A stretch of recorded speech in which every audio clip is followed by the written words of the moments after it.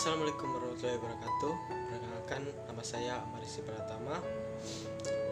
Ya, hari ini kita akan membahas tentang sejarah bahasa Indonesia. Ya, kita masuk ke poin yang pertama, yaitu sejarah bahasa Indonesia.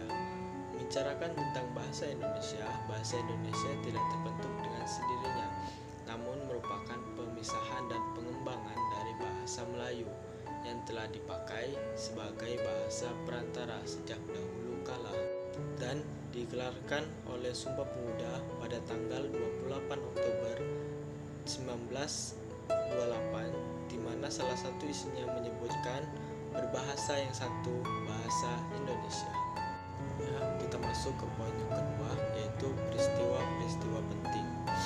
Pada tanggal 18 Agustus 1945 disahkannya Undang-Undang Dasar 1945 pada pasal 36 menetapkan bahasa Indonesia sebagai bahasa negara.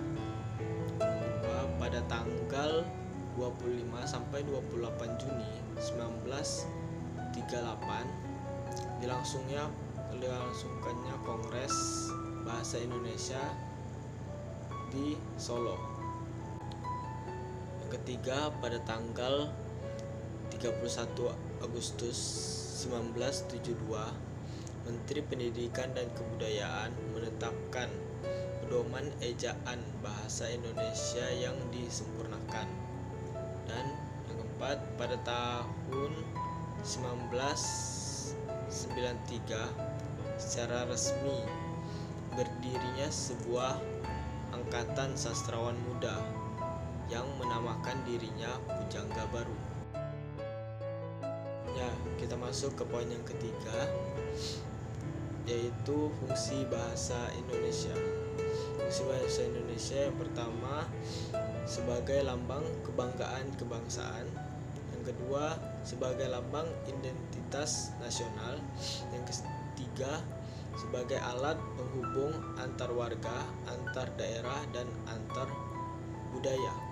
Yang keempat, sebagai alat penyatu berbagai-bagai suku bangsa dengan latar belakang sosial budaya dan bahasa masing-masing ke dalam kesatuan kebangsaan Indonesia. Kita masuk ke poin yang keempat, yaitu kedudukan bahasa Indonesia. Kedudukan bahasa Indonesia sebagai bahasa nasional dan bahasa pemersatu bangsa. Bahasa Indonesia berada di atas bahasa-bahasa daerah lainnya sebagai bahasa negara sesuai dengan Undang-Undang 1945 Pasal 36 menetapkan bahasa Indonesia sebagai bahasa negara. Kita masuk ke poin yang kelima, yaitu dampak bahasa gaul. Yang pertama, eksistensi bahasa Indonesia terancam tergantikan oleh bahasa gaul. Yang kedua, derajat bahasa Indonesia menurun. Yang ketiga, menyulitkan pemakaian bahasa Indonesia. Yang keempat, mengganggu pemahaman bahasa Indonesia bagi orang lain. Dan mengapa keempat hal itu dapat terjadi? Karena banyaknya anak muda zaman sekarang yang tidak lagi menggunakan bahasa Indonesia yang baik dan benar. Kenapa mereka tidak menggunakan bahasa Indonesia yang baik dan benar lagi dalam pergaulan mereka? Karena mereka merasa kalau bahasa Indonesia yang baik dan benar itu sudah ketinggalan zaman atau sudah kuno.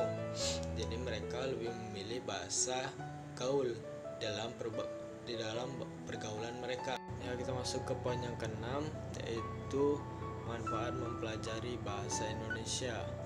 Manfaat mempelajari bahasa Indonesia itu sangat banyak, terutama dalam kehidupan sehari-hari, dalam hal berkomunikasi dengan masyarakat.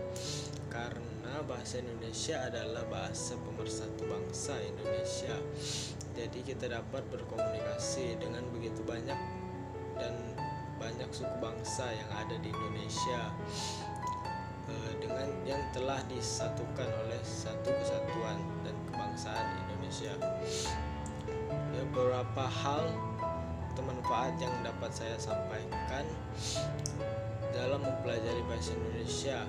Yang pertama, makin cinta terhadap tanah air. Yang kedua, mengetahui nilai-nilai luhur budaya Indonesia. Yang ketiga, melestarikan bahasa Indonesia. Yang keempat, menggali bakat dan kreativitas. Yang kelima, mengasah kepekaan dan kepenalaran. Yang kelima, berkomunikasi dengan baik dan benar. Itu adalah 6 hal yang kita dapat rasakan jika mempelajari bahasa Indonesia yang baik dan benar. Sekian dari saya. Wassalamualaikum warahmatullahi wabarakatuh.